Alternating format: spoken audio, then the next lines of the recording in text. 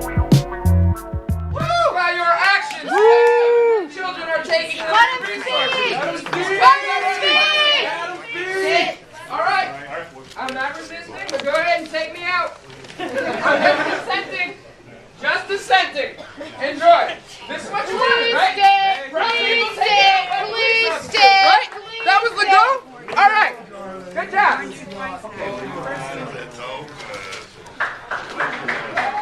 To quote the U.S. Declaration of Independence, we hold these truths to be self-evident that all men and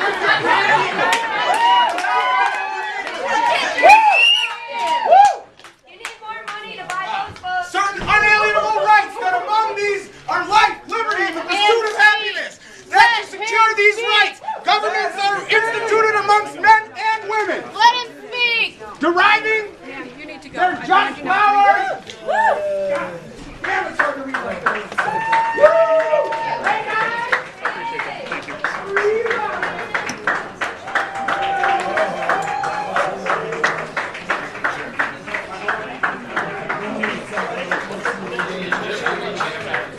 How the public budget is contributing to the growing gap in inequality between the rich and the poor.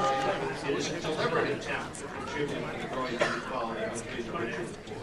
It is inexcusable. It isn't the Wisconsin way. It was Franklin Delano Roosevelt said, the test of our progress is not whether we add to the abundance of those who have much, it is whether we provide enough for those who have too little. This is a budget. This is a motion that affirms a tale of two cities. Preferential treatment for those who have it, and punishment for those who don't. Look at the $17 million is going to the wealthiest per capita cities in the state. This isn't by accident. It is a deliberate attempt to try to send money to those who have substantially more ability to provide services than the poorest communities in the state. And those are the ones that ought to be getting the additional dollars if you're distributing the $16 million. They're the ones whose streets are going to be turned. They're the ones whose services are going to provide. They're the ones that simply are not going to have the means to provide the basic services. But look at the pattern in this budget between Homestead, $8 million tax increase, because the Republican members of this committee and the governor simply did not recognize the importance of that circuit breaker program. That's an $8 million tax increase. Almost a $50 million tax increase on the earned income tax credit, while there's a $56 million tax break on combined reporting. Waiting lists for 5,000 people who are on vocational rehabilitation. Waiting lists for those who are the frail and elderly.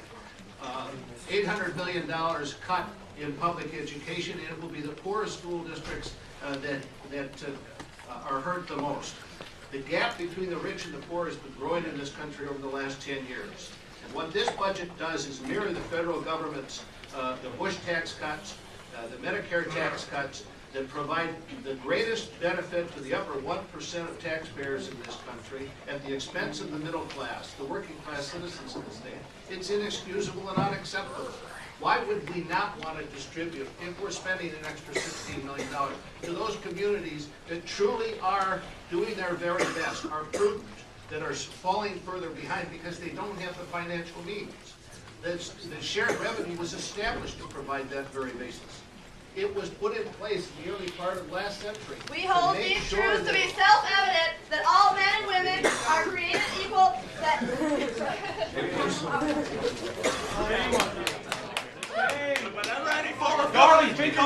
Deriving their just powers from the consent of the governed. Whenever any form of government becomes destructive of these ends, it is the right of the people to alter it. I will try to be careful. Say whatever you want. Say whatever you want. Best it out.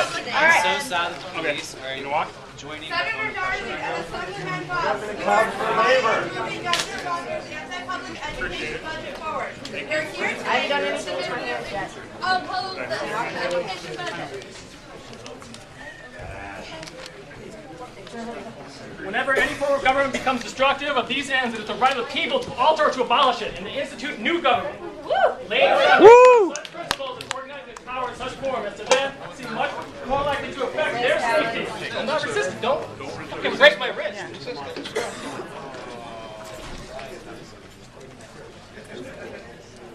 look at Milwaukee, it has a $49,000 per capita rate on equalized value. Then you look at it's none of the $16 million that is being put into this as a result of this budget.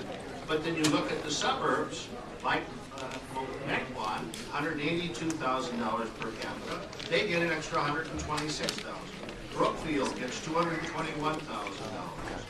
So, Mr. Chair and members, I don't understand why there is this eagerness to be Santa Claus for those who have the resources, have more resources to care for their needs. If you're going to spend the money, why would you not share those $16 million to those who are working just as hard, but they don't have the capacity, they don't have the capabilities?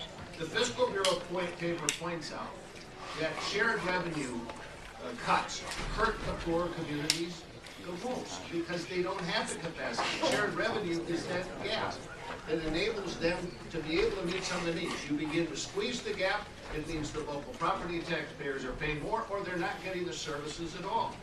And so they're the ones that, the haves and the have-nots that Governor Walker has talked about, the have-nots are the people that happen to live in communities that have less money per capita, that have less value. And where they're really they have not a government that cares about them. That's worse than being economically impoverished. So I just don't understand how the Republicans can justify $16 million that goes directly to communities that have more wealth and sends nothing to the communities that have the least amount of wealth. Senator Darling and Assemblyman Voss, you are complicit in moving Governor Walker's anti-publication budget forward. We are here today to vehemently oppose this education budget and the process by which you have...